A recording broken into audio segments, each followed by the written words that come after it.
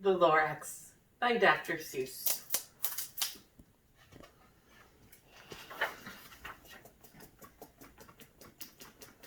At the far end of town where the crickle grass grows and the wind smells slow and sour when it blows, and no birds ever sing excepting old crows, is the street of the lifted Lorax.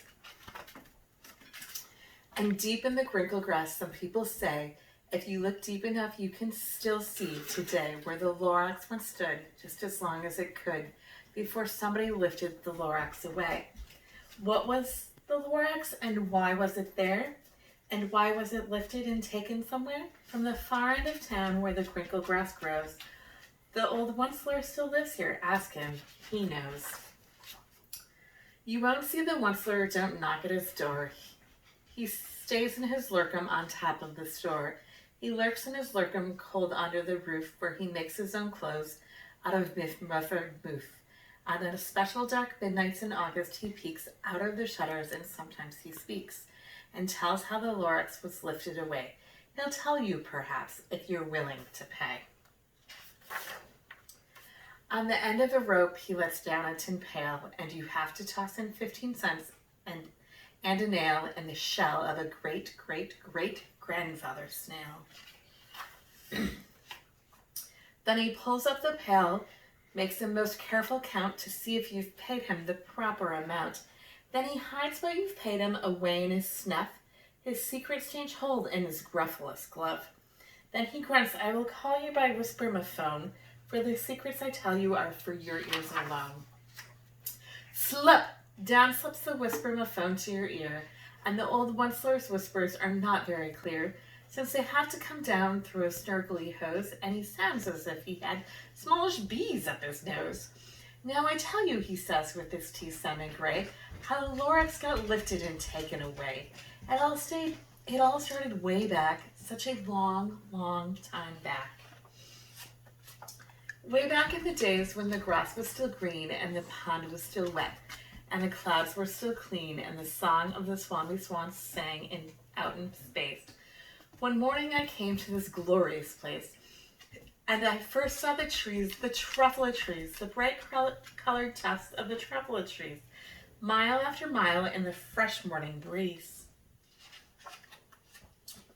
And under the trees I saw brown barbaloots, frisking about in their barbaloot suits, as they played in the shade and ate truffula fruits. From the rippleless pond came the comfortable sound of the humming fish humming while splashing around. But those trees, those truffula trees, all my life I've been searching for trees such as these. The touch of their tufts was much softer than silk, and they had the sweet smell of fresh buttery milk. I left a great leaping of joy in my heart. I knew just what I'd do. I unloaded my cart. In no time at all, I had built a small shop. Then I chopped down a truffula tree with one chop. And with a great skillful skill and with a great speedy speed, I took the soft tuft and I knitted a thinade. The instant I'd finished, I heard a gazump. I looked. I saw something pop out of the stump of the tree I'd chopped down. It was sort of a man. Describe him thus hard, I don't know if I can. He was shortish and oldish and brownish and mossy, and he spoke with a voice that was sharpish and bossy. Mister, he said with a sawdusty sneeze, I'm the Lorax. I speak for the trees. I speak for the trees have no tongues.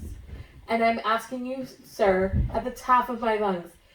He was very upset, and he shouted and puffed, What's this thing you made of my truffula tuft? Look, Lorax, I said, there's no cause for an alarm. I chopped just one tree. I'm doing no harm. I'm being quite useful. This thing is a thinade. A thinade to find something that all people need. It's a shirt, it's a sock, it's a glove, it's a hat. But it has other uses, yes, far beyond that. Yes, you can use it for carpets, for pillows, for sheets or curtains, or covers for bicycle seats. The Lorax said, Sir, you are crazy with greed. There is no one on earth who would buy the fool thinade.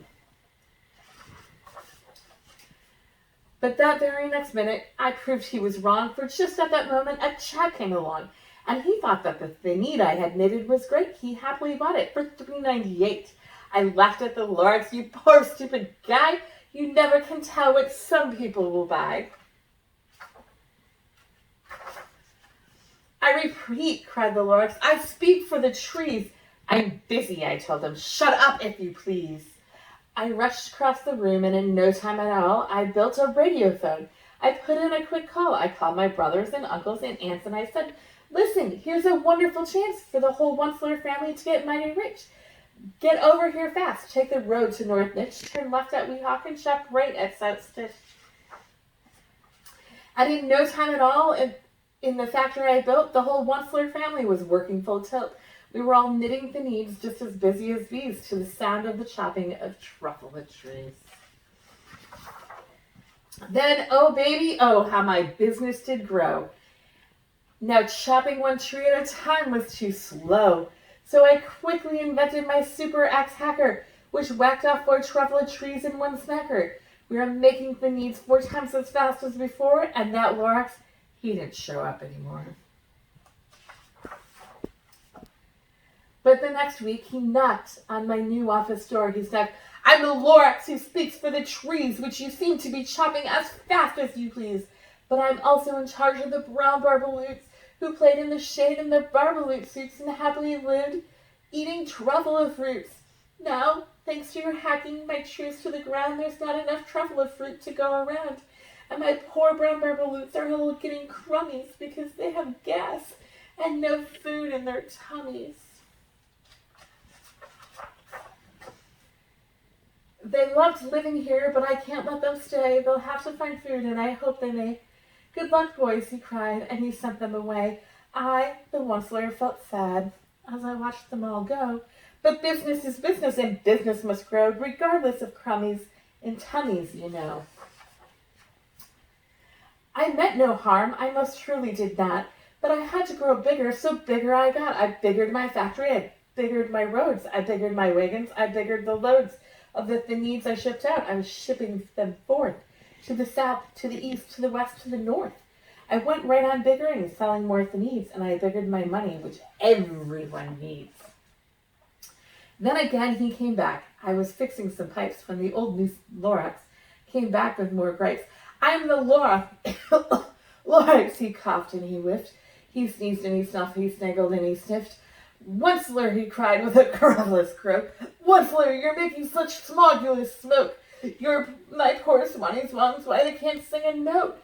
No one can sing who's got smog in his throat. And so, said the Lorax, please pardon my cough. They can't live here, so I'm sending them off. Where will they go? I don't hopefully know. They may have to fly for a month or a year to escape from the smog you've smogged up around here. What's more, snapped the Lorax, his dander was up, let me say a few words about the glubbity-glub. Your machinery chugs on day and night without stop and making glubbity-glub. Also schloppity-schlop, and what do you do with the leftover goo? I'll show you, you dirty old Once-ler man, you.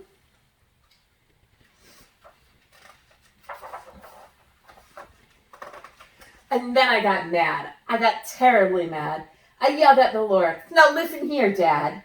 All you do is yap, yap, and say, bad, bad, bad, bad. Well, I have my rights, sir, and I'm telling you, I intend to go on doing just what I do. And for your information, you Lorax, I'm figuring on biggering and biggering and biggering and biggering, turning more truffle trees into the needs, which everyone needs. And at that very moment, we heard a loud whack. From outside in the fields came a sickening smack of an axe on a tree when we heard the tree fall, the very last truffle tree of them all. No more trees, no more needs, no more work to be done. So in no time, my uncles and aunts, everyone, all waved me goodbye. They jumped into my cars and drove away under the smoke-smuggered stars.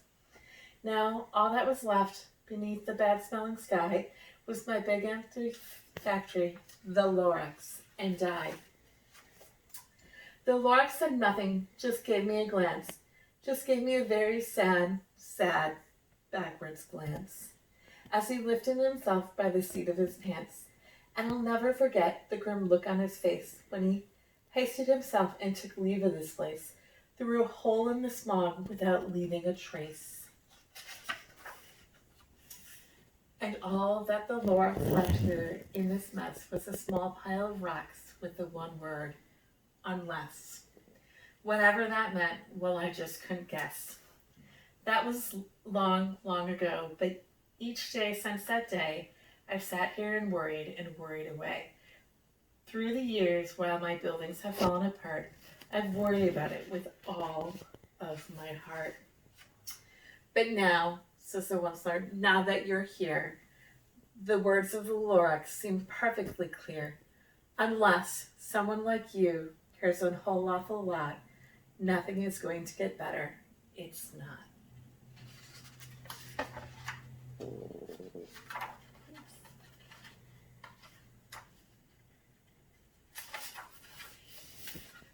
So, catch, calls the Once-ler. He lets something fall. It's a truffle seed.